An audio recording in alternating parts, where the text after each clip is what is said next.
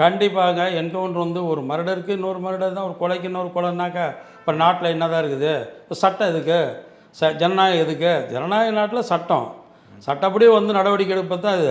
இன்னொருத்தரை வந்து அவங்க செஞ்சால் நம்மளும் செய்கிறது, போலீஸ் செய்கிறதுனா அது வந்து ஏற்றுக்கூடியதல்ல.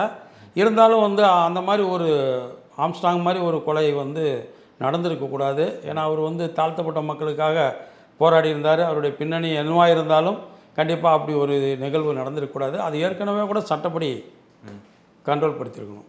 இல்லை, அதுவே வந்து ஒரு பெரிய துயரம் தானே சார் தமிழகத்துக்கு. ஏன்னா ஒரு மாநில கட்சி தலைவர் அவரை வந்து படுகொலை பண்ணுறாங்க, சாமானியனுக்கு வந்து எந்த அளவுக்கு ஒரு உயிருக்கு உத்தரவாதம் இருக்குது? நிச்சயமாங்க, உங்களுடைய கேள்வி அருமையான கேள்வி. நாங்கள் அதை வந்து வரவேற்கிறோம்.